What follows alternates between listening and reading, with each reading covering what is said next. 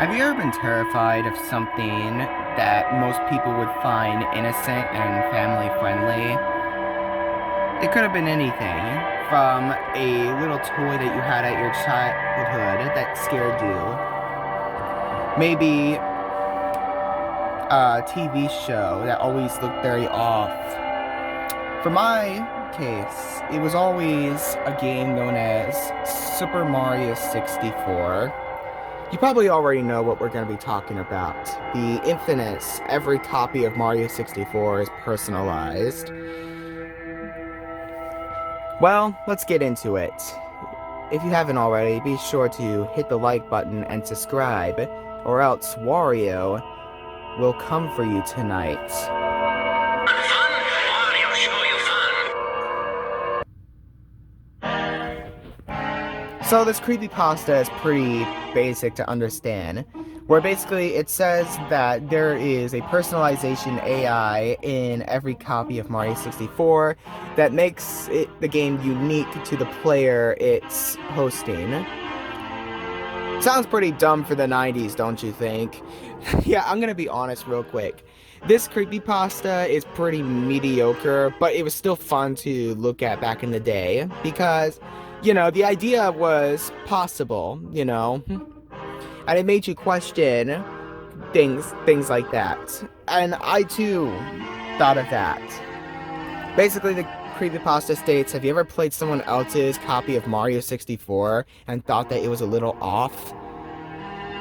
It could have been anything, really. Maybe a certain little texture that you noticed that was different from the rest of the game.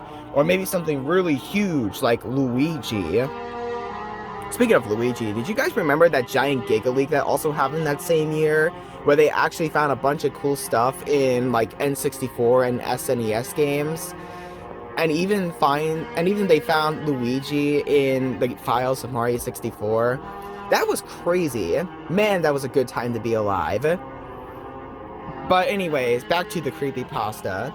We're also part of the every copy of Mario 64 is personalized was the infamous 1995-07-29 build. It was a beta build of the game, and most people say that this beta build is completely dangerous, and they tell you not to research it. Of course we're gonna research it. The human race has always been told not to do certain things, and we just do it, okay? We don't care about our warnings. We want to experience things for ourselves. Why? Because we're stupid. Maybe that's a little too harsh. But anyways, this build contains some apparently really scary related content in it. Some people say that it had nothing to do with Mario at all. And it's even the playable character was apparently this low poly, strange looking thing. But the scariest part about this 1995 build was that in the hallway that leads to Dire Dire Docks, at least I think that's what it's called. I don't know, it's been a while since I played that game. There is a floating Wario head, known as the Wario Apparition, that will chase the player down an endless hallway, and eventually when he catches up to the player, he eats Mario. They never show this thing in the found footages I've seen, which is kind of disappointing. But there were also a bunch of creepy images of this 1995 build that got me and my little sister very invested.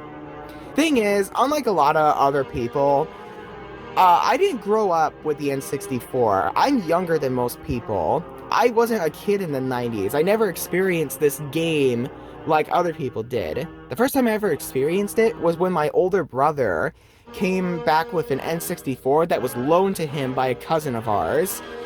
And that's when I experienced Mario 64 for the very first time. It was a really fun game to experience. And I sucked at the game. I'm not gonna lie.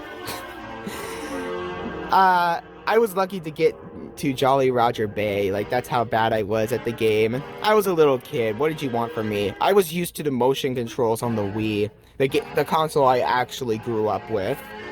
But, yeah. Sorry guys, I needed a glass of water real quick.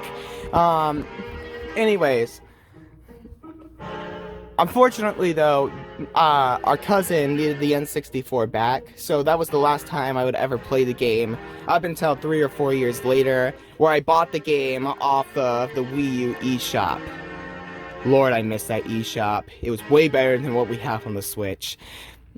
And that's when I noticed how the game felt different. Ooh. No, I'm just messing with you. It was practically the same game. Let's be honest, this Creepypasta was not real. I mean, it was fun, but, you know. It was very... And at this time, I was more skillful at games. I was still pretty bad at the game because of the janky controls, and it made it worse with a classic controller. But I still had a lot of fun with Mario 64. And I ended up eventually beating the game, which was pretty satisfying, you know? But anyways, enough about that. Back to the Creepypasta.